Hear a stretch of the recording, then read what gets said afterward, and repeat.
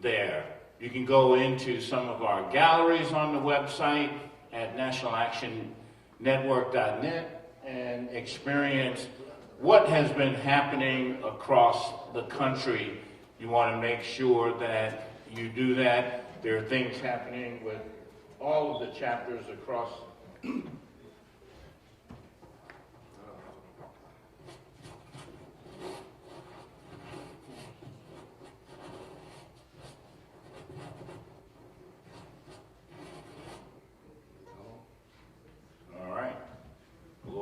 COVID edition there.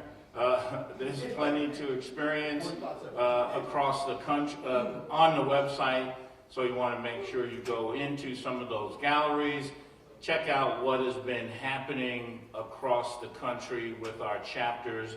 Many of our chapters have been involved with the World Central Kitchen, with our feeding program that we've been doing right here from the House of Justice, from New Jersey, in Los Angeles, and other of our chapters across the country.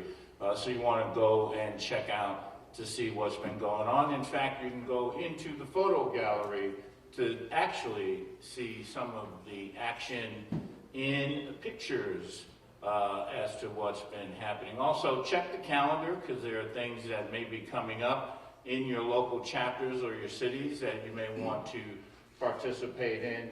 And of course, always check to see what may be happening with Reverend Sharpton, because there's plenty there, including some of the articles and editorials that are on the website that'll keep you up to date with what's going on. We thank you for being with us. We're back, brothers and sisters. You're listening to the National Action Network Saturday Action Rally, coming to you live on WLIV, 1190 AM in New York, streaming to you across the country. We're live here in the House of Justice, not with an audience, but this is where the action is. I'd like you to put your hands together at home. Stand up and put your hands together for our president and founder of the National Action Network, the Reverend Dr. Al Sharpton. Good morning, and thank you for being tuned in around the country to the Saturday Action Rally. For you that are listening live on 1190 WLIB AM in New York, for you that are watching us live stream on www.nationalactionnetwork.net, and we'll be going shortly live on Impact Television. Certainly we're happy to be with you another Saturday morning to give our report on where the action is. As we are in this no audience phase because of the pandemic, this coronavirus pandemic that not only has adjusted life, but has brought such grief to many of us directly. We lost this week two of our stellar members, Maxine Lewis, who we did not lose to coronavirus, but she made her transition this week. I've known Maxine since she was an aide to the Honorable Percy Sutton, and she worked in the office with him for many years, then worked at the Apollo for many years, then back with Mr. Sutton. And down through the years, she's been a tireless fighter for justice. I can't remember a battle that she was not on the battlefield. And certainly we give her family our love and regard as she rests in peace and power. Then Brother Monk, Nathaniel Jones. I've known Mike Monk since James Brown. I first met him at the Apollo. James Brown played the Apollo in the 70s, and Monk was a record promoter, where he would go and get some of the radio stations to play records of artists. And James Brown and him had a close friendship all the way until Mr. Brown's death. And somewhere in the 80s, Monk kind of melded with me. because of his James Brown experience, he took it upon himself to look out for me and take care of me and protect me in New York, because he said that's what the Godfather would want him to do. He was one of the first to join National Action Network when we started at PS 175, and all the way through the fights for street vendors, and all the way through all our battles for police misconduct and all. Monk was a constant person, a constant figure. He went to school with Beverly Austin, one of our early members, and he and Beverly and Dr. Ramona Whaley and the irreplaceable district leader in our community that headed up so much. I, in fact, mentioned William Allen here, Teresa Freeman. They were a core group that made this organization what it is. So it's a lot of grief that we remember Brother Monk and Maxine. And then there's no greater iconic figure in our community than Earl Graves.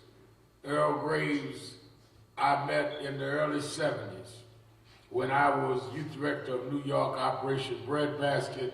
There was a group called BOCA. And I hope many of you are getting this because you need to know our history. Yeah.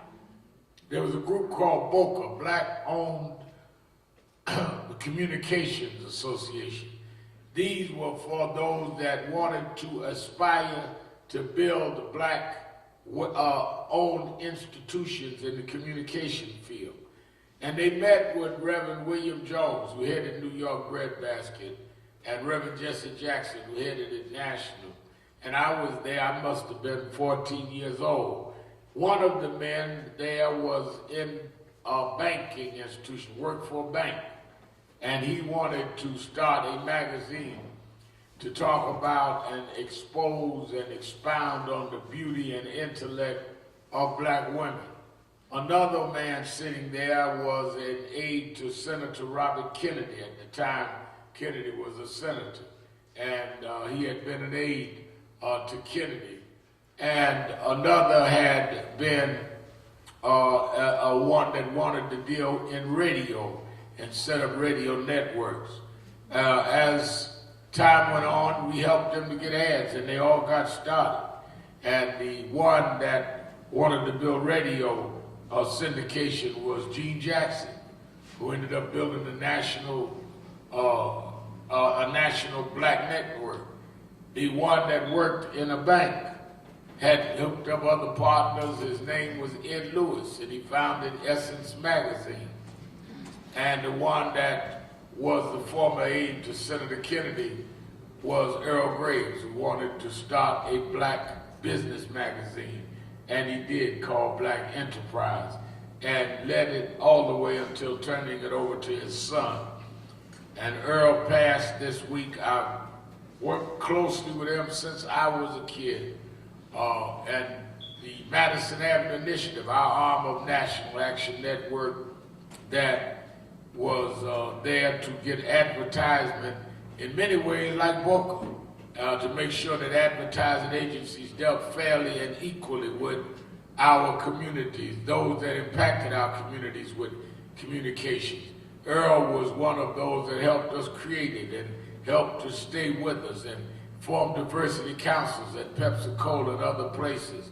Black business would not be where it is today if it had not been for Earl Graves. Earl Graves opened doors, but he also kept the door open to bring those behind. There are many people that open doors and try to shut them behind themselves.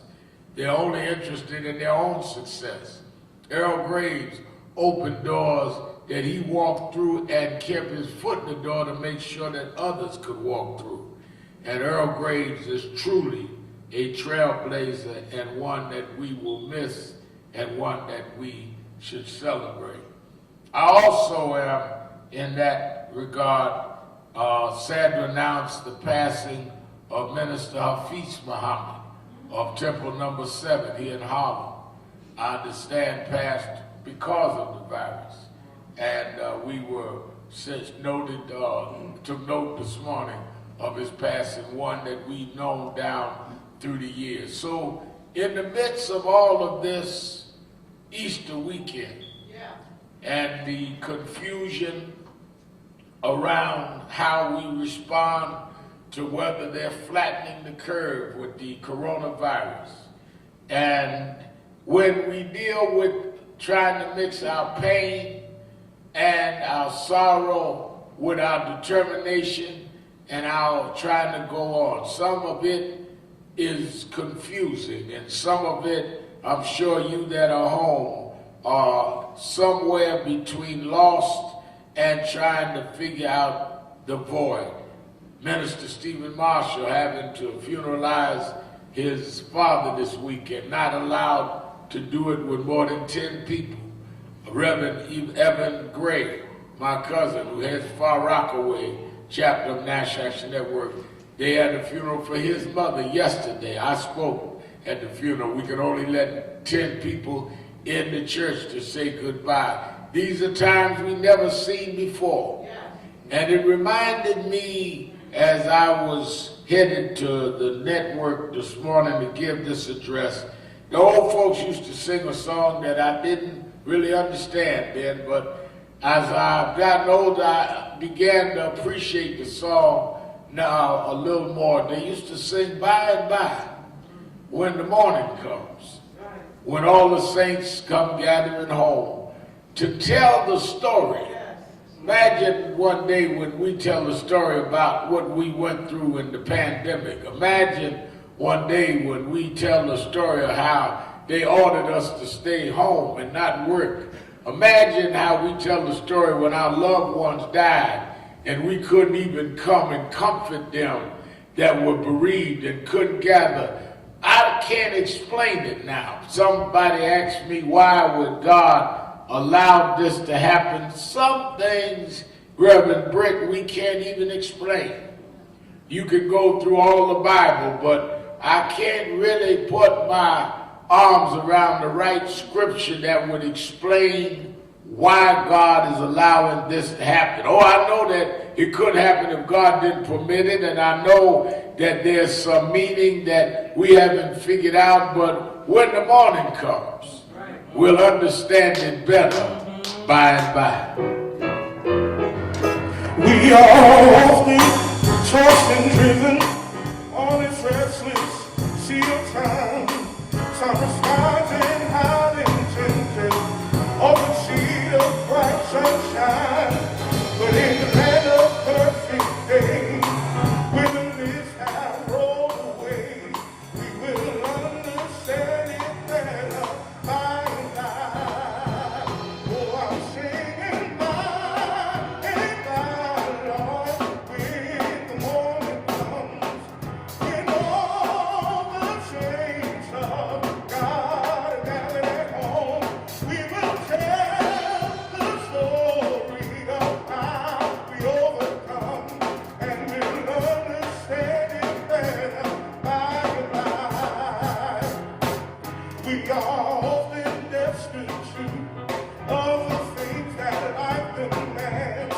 Want food and want shelter, thirsty hills and barren lands. We are trusting in the Lord, and according to His word, we will understand it better by and by.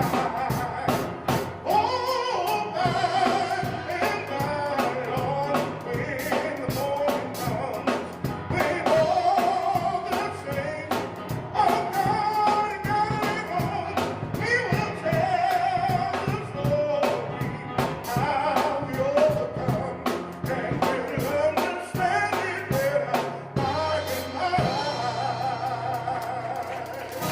Minister Tyrone Richardson, and let me thank him for his selection. Let me thank Attorney Michael Hardy for presiding, and of course, the inspirational speaker for this morning. We enjoyed the Reverend George Britt of Mount Teman AME Church in Elizabeth, New Jersey. We're joined live now by our family watching us worldwide on Impact Television on this Easter Saturday. There is no because we are abiding by and respecting the guidances of the state that says there should not be gatherings. And let me say this, there are 1.7 million people confirmed with the coronavirus worldwide. 1.7 million. In the United States, there's 103,000 and change. These are all figures this morning. 18,000 died in this country.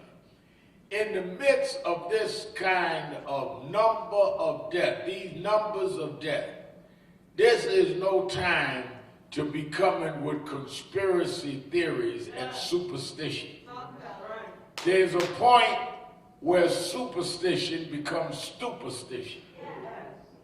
You know, I have folk call my radio, my daily to call-in radio show with all kind of stuff. Nobody is faking 18,000 folk dying. Nobody's faking 1.7 million people confirmed with a virus. There is a real health emergency going on. In that midst, it is wise that we not gather to in any way infect more people. So when I look and see in some of the newscasts, some of the ministers talking about we are not going to let the state tell us what to do with the church. It is not the state telling us what to do. It is common sense and love for your own congregants that's telling you what to do. If being near each other could possibly infect you and kill you, by what scripture are you convening despite that? So let's operate this weekend in common sense. People saying I never had an Easter weekend like this. Well, you haven't, but you're going through this one. And thank God that you can, but do it with some wisdom. Let me say that I want to thank those that have served this week again. Every day this week, National Action Network here at our national headquarters in Harlem and in 2 locations in New Jersey, and now we're expanding into our Los Angeles office and our Detroit office, have worked in an alliance with the World Central Kitchen to feed people by giving out prepackaged meals. The numbers is up to like 2,500 a day here at Harlem. It's almost that in the locations in Jersey and all. And I thank Andre the chef. In fact, he came by himself during the week to thank the people that are on staff working. And that's the only ones you hear clapping, but that's all we're letting in here. Because right after the rally this morning, we give out again. People be lined up outside 6 feet apart, and we give again. I'm going to participate, as I do every Saturday, in giving some of the pre-packaged food out. And this is in conjunction with World Central Kitchen. And I want to thank them. I want to thank, there was a emergency town hall called by Puffy P. Diddy Combs. And he had Congresswoman AOC, Alexandria Ocasio-Cortez, and Kamala Harris, the senator, and myself and others, Van Jones and Angela Rye. And I thought it was very effective that for 2 hours that a lot of young people that are getting all kind of mixed messages could tune into this town hall. And I understand they had well over 1 million viewers on the Revolt TV YouTube. And we were able to give them our views and our messages in terms of this pandemic. And I want to congratulate Puffy on putting that together. And we need to keep doing that, because one of the negative things about or I should say, there are many negative things that we experience because of the coronavirus. But one thing that we've always learned in our history is how to take the positive out of what's negative. Find there is something that you can make work to your advantage. And one of it is that you can educate people and address people that were so busy moving around they never had to stand still and hear what you were saying. So rather than promote and inundate people with nonsense, it is a good time for people. That's why I salute Puffy for doing it, to stop and say, let me give y'all some good information. And I was glad to be part of that. I went on Charlemagne the God's Breakfast Club yesterday. I'm doing a lot of media because a lot of folks are home. And they going from one thing to the next, but rather than program nonsense, you need to get information so that you understand what's going on. My weekend television shows on MSNBC this evening and tomorrow. We're going to be live, even though it is a holiday weekend. I work holidays.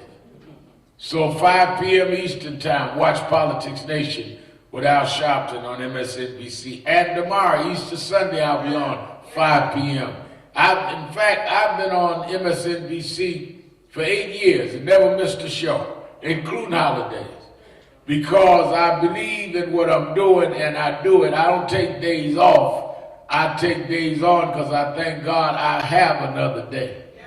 Now, I'm not telling you, I don't preach against folk taking days off. I don't preach against folks taking vacation. I'm telling you what I do. You do you. But don't get mad at me doing me.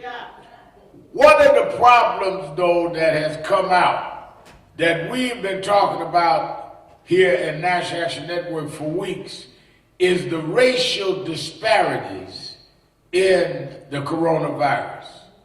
And we've been talking about the need to test the homeless and to test those that are incarcerated. Now, finally, some of the other media has picked up on the racial disparities. If you look in Milwaukee, 6 times the population of blacks is the data of blacks dying from coronavirus. They're 81% of the people that died, and they're only 23% of the population. Chicago, almost as bad. Detroit, all across the country. In New York, we are twice more the data of people dying in corona than we are the population in New York. Why is that? Because it's like if you have a room that is disheveled and dirty, and somebody comes in the room and it is dark, and they cut the lights on in the room, the light didn't make the room dirty. The light only showed the dirty room that was already there. Yes. The coronavirus did not make racial disparities. The coronavirus showed the health disparities that was always there in the black community. Yeah, right. Why is that? Because we have the least health services. We have the least amount of social services. We are disproportionately in poor areas that are underserved. So it leads to us being number 1 in heart ailments, in hypertension, in obesity, in stress, in bad or weak immune systems. All of those are the symptoms that make you more at risk for the coronavirus. So even in a pandemic, race is a factor because the pandemic hit based on the existing social structure in the country. I spent a lot of time this week on the phone talking to people, even in this administration, who knows that I am adamantly opposed to them, saying that there's got to be some common ground to save lives, but common ground also means you got to deal from the even ground, that blacks are not impacted the same as others. Therefore, you got to do more testing and more services where it is needed most. I'm not asking for a quota, I'm saying go by the data. If you are going to try and deal with something, you got to deal where it's most needed or you're not dealing with it. When I had raised the point, in fact, had called President Trump about it, and he called me back, and I was saying to him, they need to test the homeless and test those incarcerated. This week it came out in Chicago alone, one jail, Cook County Jail. 350 people were found to be positive with coronavirus. 238 of them inmates, 118 of them staff. Just one jail. So imagine all over the country if you got the numbers. And imagine the fear and absolute horror that inmates have, and those that have to work with inmates, about how they can get the coronavirus because they don't have the options of social distancing. You can't tell somebody in a 6x12 cell to be socially distant 6 feet when they ain't but 6 feet in the cell, and they have a cellmate. And then the correction officers that's got to come to them, and the man that brings the tray of food, and the people that work in the cafeterias or the libraries or the support services there, all of them exposed to coronavirus. One of the reasons that blacks are disproportionately the victims of this pandemic is we're the ones that are mostly in the service industries. So you can't work from home. People talk about work from home. How does somebody that works in service industries work from home? You can't go online and do the kind of service work. So we need to deal with the health realities and our representatives. That's why Congress people and all on the Politics Nation tonight and tomorrow, we need to pressure as best we can to make sure that we push and push and push, because we're talking about our very lives. Now, at the same time, they come with the stimulus money. I talked to the Treasury Secretary, Mnuchin. Fact of the matter is, in our communities, many of those in business do not use the, quote, major banks that they put the stimulus money through. And the banks have said that they're going to deal with those that do business with them. Well, if you ride around most black communities, unless it is the main thoroughfare, you don't have a lot of banks in our community, which means if you have a business, a legitimate business that's providing jobs and providing goods to our communities, they will not get the help because they are not banking at those institutions. So we're trying to push the Treasury Secretary to allow other ways of financing. I go to Chicago, you've got more check cashing places on a block than you got a bank. We must open up that revenue to those people. And they're talking about a second stimulus package. We didn't get our share the first, so we're all over that. There is activism even in a pandemic, if you are structured to do that. And thank God we structured National Action Network that we can do it even when we can't call rallies and marches, because we have been able to build platforms that could speak to the issues and speak until we get results. I'm not getting off of this stuff because it is important as we come out of this that our people be protected and there be a restructuring. One, everybody keeps talking about how they've coined this phrase in terms of the coronavirus or COVID-19 of flattening the curve. Well, we need to flatten the curve in health inequality. We need to flatten the curve in our businesses not getting the stimulus money. While y'all flattening the curve, I'm all for flattening the curve and flatten it out evenly and equally. That is our job. And I must say that I'm glad I've been able almost on a daily basis to be on conference calls with other civil rights organization heads, Urban League, Mark Morial, and Derek Johnson, NAACP call last every day just about. We are all exchanging notes and getting on calls with some of the cabinet members and others. And as I said, even talking to Trump, trying to push as far as we can. Because this is not about who we're going to support. This is about whether we support ourselves. Lady asked me, you call President Trump, he talked back to you? I said, yeah. She said, you ain't going to support him. I said, I don't think anybody been more critical of Trump than me. But he's the president, he is responsible to take care of things for those that support him or don't support him.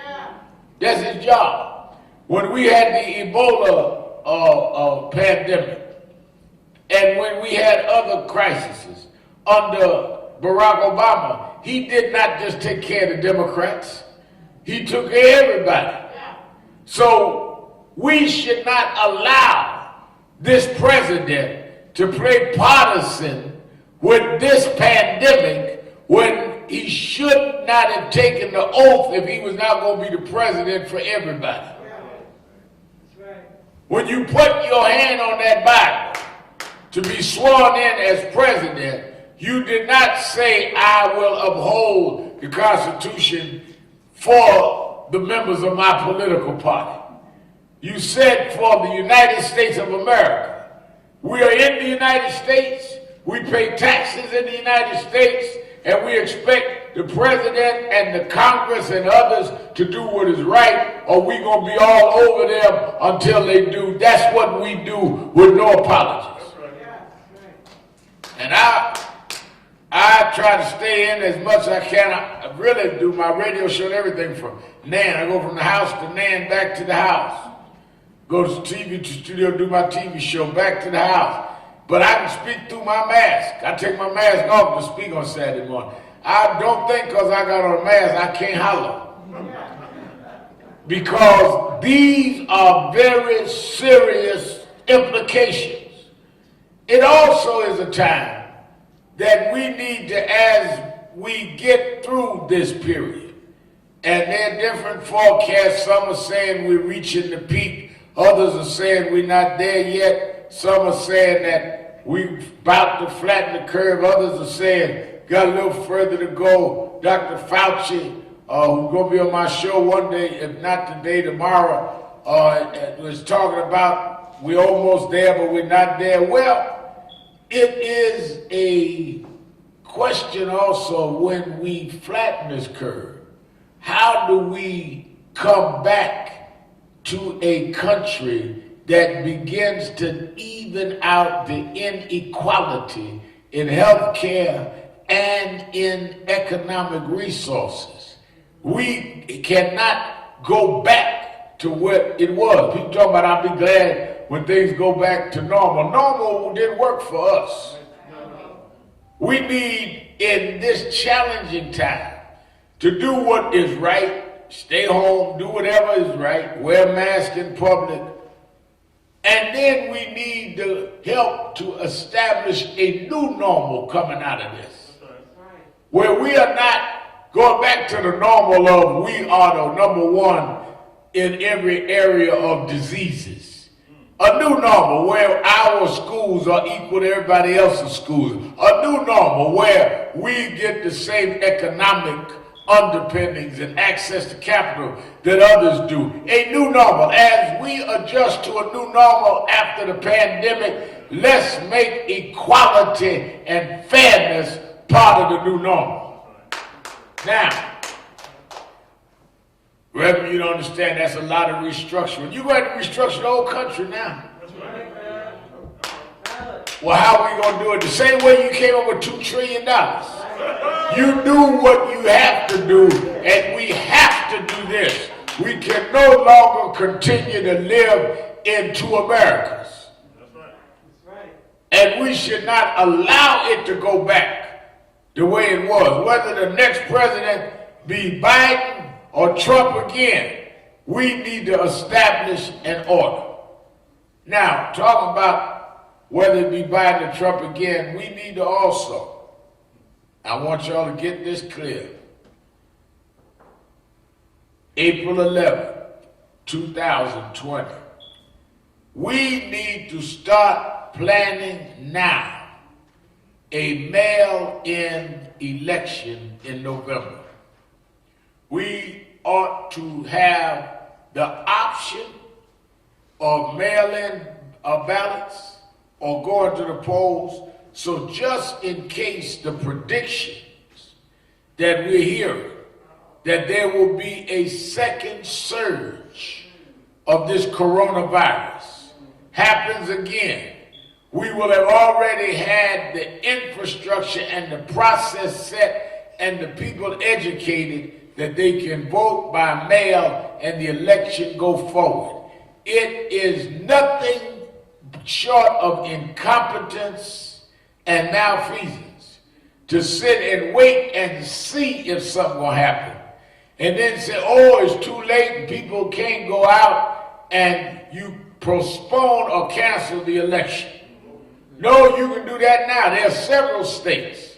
State of Washington already does their elections by mail-in. Now, President Trump said mail-ins are not fair. It's worked fine in the state of Washington. And we need to do it on a federal level where people's ballot is mailed to them. They are given a date on when the mail is back in. They are monitored. It can be dealt with digitally where they can check it, where there's no voter fraud because it's digitized. We are in 21st century, Mr. President. So things are digitized by who mails it back in. It's connected right in. It works efficiently and foolproof. And we need to get that started, that apparatus put in place now. People keep talking like this 1950, that somebody gonna lick a stamp and something ain't gonna be counted right. No. We're in a digital age. So all you got to do is scan it, and you put the process on the ballot that's sent. So it doesn't go by just who signed it. The numbers matching the digits as you send in the mail. You know how to process everything else? Well, Reverend Al, I don't know about mail-in. How are we going to do that with all the people in the country? Same way you send me my tax form. You know how to keep up with my taxes? You know how to put that digit in there saying you default or you owe more money. So if you can do it with that same government that can digitize and process your taxes, can digitize and process your votes, and we need to get that going right now. Because there are those that will try to run the clock and act like it's too late. It's not too late. In fact, it's right on time if we deal with this. So I wanted to give all this information for all of us to really be careful and cautious about that. Now, there are two holidays that we see this week. Both are holidays that come out of a religious community. First, we have Passover that started on Wednesday. And then we had Good Friday yesterday into Easter tomorrow. One of the things that have always bothered me, Reverend Britt, is the misconstruing of those that act as though those of us that are in social justice or that deal with political issues are outside of the Bible. I want y'all to follow me now. Yes. Y'all are home, call your cousin, tell them turn on the radio or turn on TV because they need to hear what I'm getting ready to say because they ain't got nothing else to do. They home.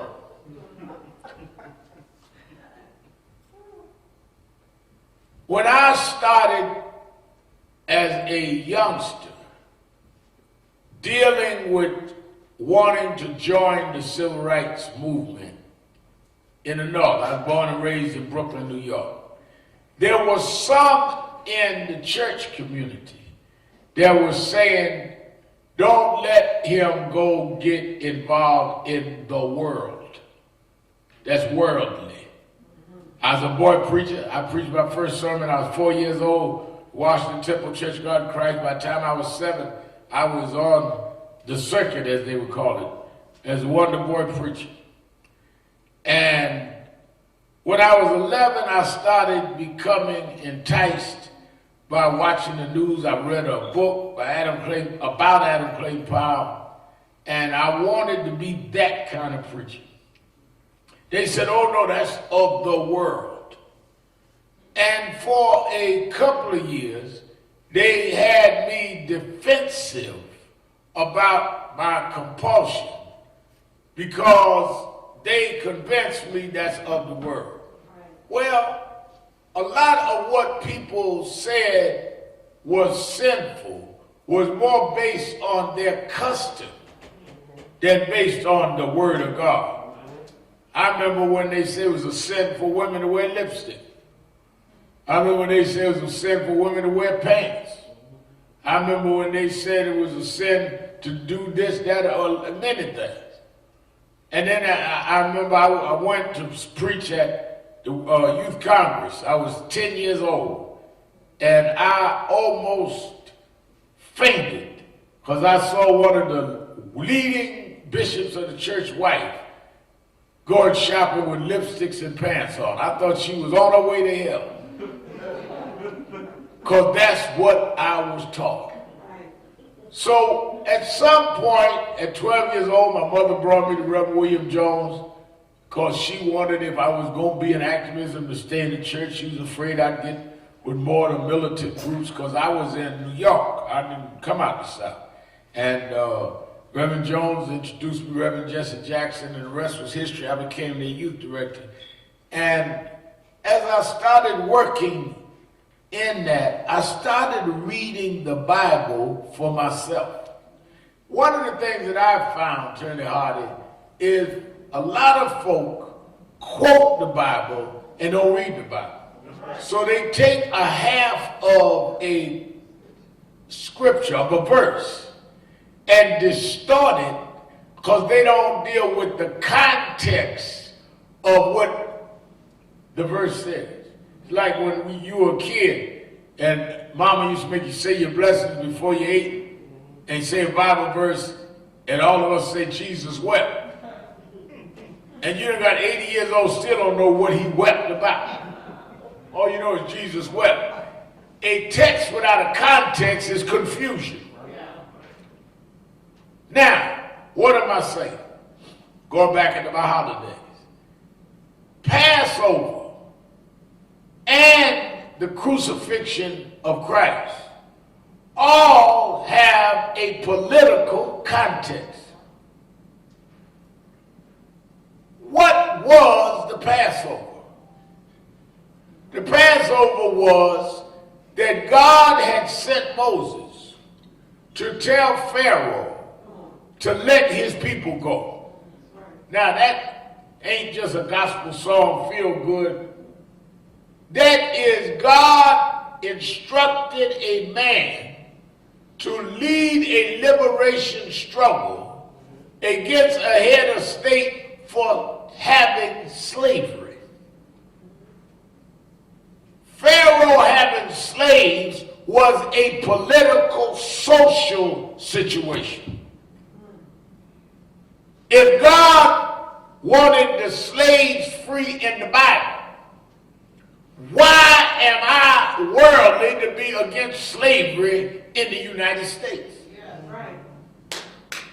I mean, it don't even make sense. When did God go get out of the free and slave business? Or is it that some of us have a slave psychology and afraid to face the pharaohs of our day? Right. Now, Scripture says Moses, who had grew up Pharaoh's house, found out he was not Egyptian, found out he was Israelite, went out, married Zipporah, came up on the mountain. God gave his instructions. Him and his brother Aaron. Moses, like many of us, Minister Marshall made excuses why I shouldn't be the one to lead this struggle, because part of leadership is the initial feelings of inadequacy. When God gives you a big mission and you've been made to feel you are a small person, you never feel that you're adequate for a big mission because you've been convinced of your smallness. Not understanding that God would not give you something that he had not prepared you for and was not going to make you big enough to perform. Of course you feel inadequate, because what God has called you to do is beyond what you could expect. That's why it's God calling you. There's a difference between your ambition and God's agenda for you. Because your ambition is limited to your knowledge and abilities, not knowing that there is much more than your abilities and knowledge. Everything you see, a chair, the keyboards, the drums, at one point didn't exist. Somebody had to do something that never had happened before. And if you lock yourself into what has already been, we will never get new things and make progress. Some of y'all still got a rotary phone that can't even call out no more. You know, there was a time that you call a number and you'd hear bar, bar, oh, the number busy. Don't have it no more. You call and everybody got where it goes on to your secondary call. And you hit the button and take the call and other people automatically on hold. Young folk don't even know what a busy signal is. Was a time you called 411. Now everybody can just hit a button and find out whose number is what. So, what I'm saying is that there is always the next step in the world that you will feel inadequate about only because you've adjusted to what is, rather than to, if by faith, step out the way things can be. Now, God telling Moses to go tell Pharaoh let his people go, God dealt with his inadequacy. He said, well, you know, I can't speak well. Like God depends on your ability to get done what he wants done. Free and slaves ain't got nothing to do with how articulate you are. And when Moses went through 7 plagues, we get to Passover, God had given Pharaoh enough time and enough opportunities. Finally, he said, tell Pharaoh that I'm going to let my death angel ride through Jerusalem. And those that do not have the blood of the Lamb on their doorposts, death angel will take the firstborn in that household. Now, I want you to watch this. Who was spared of the death angel, Passover, was those that had the blood of the Lamb on the doorpost. Why did the death angel pass by? Because the blood of the Lamb signified there was a believer in that household. Many people that were not believers were saved, were spared, because a believer put the blood on the post that spared them. Where am I going with this, Shopton? Many of you benefited from a movement that you didn't believe in. But some of us put our blood on the post and made a way for you, even though you didn't believe in what you were getting ready to benefit from. So what do I mean? I mean that there are many of you working in jobs that you would have never had, that you never marched for, that you never sacrificed for, that you never spent a night in jail for. But had there not been those marches and those nights in jail, you wouldn't be working where you're working. Many people have political positions because we voted for them. And had it not been for Goodman, Cheney, and Swerty, had it not been for Medgar Evers, had it not been for Martin Luther King, we wouldn't have had the right to vote and you wouldn't have the title you got. You were spared because others shedded blood and put it on the post and sponsored you out of your situation. The Battle of Passover was when Pharaoh's grip was loosened and he freed slaves. That is a social political move. Jesus, we commemorated yesterday on Good Friday the crucifixion of Jesus. Well, stop a minute. Why was he crucified? He was crucified because he was sentenced to death. Even when they brought him to Pilate, Pilate couldn't find nothing wrong. Can you imagine you go before the judge said, well, wait a minute, I don't even see a crime here. Send him back. They sent him back, and they had him and another man that was standing trial. It was the tradition at that time that they would give one of those accused as a gift to the people during the season. The people said, crucify Jesus and spare the man guilty of murder and sedition. Why are we crucifying? What is the charge? What is the indictment? The indictment was he's stirring up the people. That's not what it said, Britain. He's stirring up the masses. He's causing trouble. That was why they crucified Jesus. Here's a Galilean questioning Roman occupation. He's not doing what we have tamed our rabbis and Pharisees and others to do. He's stirring up people. He's not doing what we prescribe as normal and right. Crucified. And that is what led to the death penalty that Jesus was subjected to.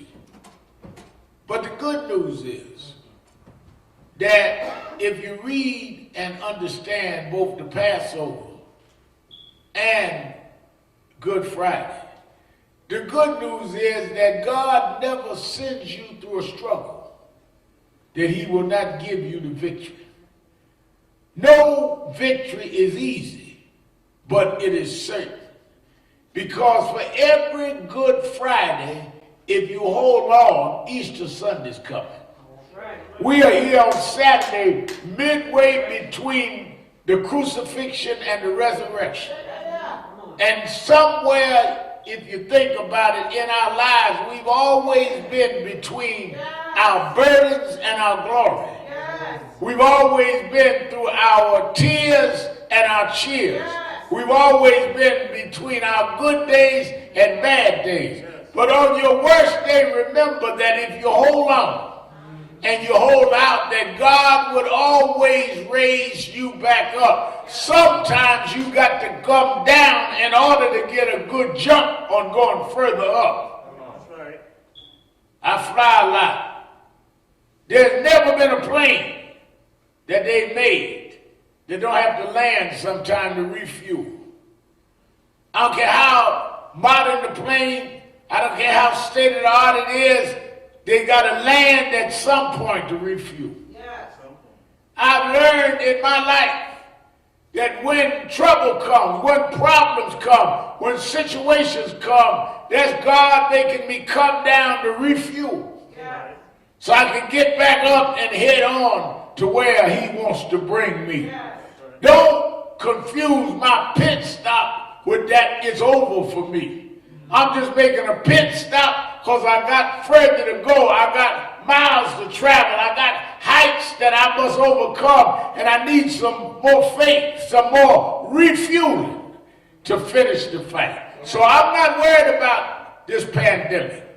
We're going to lose some loved ones. We're going to lose some friends. But those of us that refuel in the middle of this pandemic, we'll be able to bring our people and nation to higher heights and to bring us to more victories. Because I have no doubt that God is real. I have no doubt. I'm not afraid. A lot of people are frightened and panicked and stressed. But I'll be up singing Sunday morning in the morning that because he lives, I can face tomorrow. Oh, I've had problems in my life. I've been stabbed. I've been prosecuted. But because he lives, I can face tomorrow. There's never been a day I faced that I could not face tomorrow. Not because I was big and bad, but because he lives. All fear is gone. And I know who holds the future. I can't tell you how this pandemic going to end. I can't tell you when it'll end. But I know who holds the future. And I know he holds my hand. God sends his son. They call him Jesus. He came to love, heal and forgive. He bled and died to buy my pardon. An empty grave is there to prove my Savior lives. Yeah. Because he lives, I can face tomorrow. Because God lives, all fear is gone. Because I know he knows the future. And life is worth the living just because he lives. Because he lives, I can face tomorrow. Because he lives, all fear is gone. Oh, because God holds the future, and life is worth the living just because he lives. Minister Tyrone Richardson, as we prepare to end the broadcast, we beseech all of you in Radio Land and watching us live stream to spend Easter thinking about how you have been able to rise above every circumstance and how you've been able to rise above every challenge. Life is not about a straight line. I said yesterday at my cousin's funeral, so a gathering or small family gathering, that On tombstones, they have birth dates dash death dates. But they really should have birth date and a zigzag line and then death date, because life is not a straight line. Life is full of ups and downs.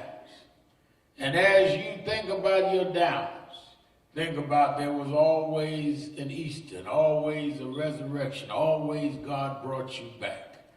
And God will bring you back from this. Hurt a little, off kilter a little, but stronger if you believe in what he lives. And then you ought to help make sure that as you come back, that we straighten some things out to flatten the economic curve, the political curve, the social curve. Go to www.National Action Network and help us flatten the curve as they flatten the coronavirus curve. And we also flatten the curve of inequality, of fairness, of racism and bigotry. Go to www.National Action Network and help us flatten the curve of us losing institutions like people like Earl Graves built and Monk were soldiers for. We need to rise again. We've been nailed to the cross in this country, but I believe in the resurrection. And it has nothing to do with the Easter bunny. It has something to do with you and I, knowing because he lives, we can not only face tomorrow, we can change today and make a better tomorrow. I hope you have a healthy and wonderful holiday, but I hope you have one that is focused and determined to make a difference and show that God spared you not because there was nothing else to do, but because you were going to help make a difference and work with those of us that was. One more time, because he lives. Because he lives,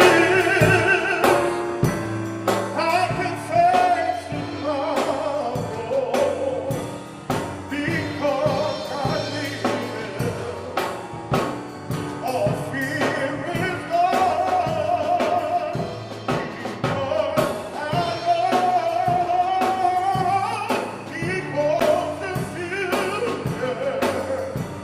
And life is worth the living just because he lives.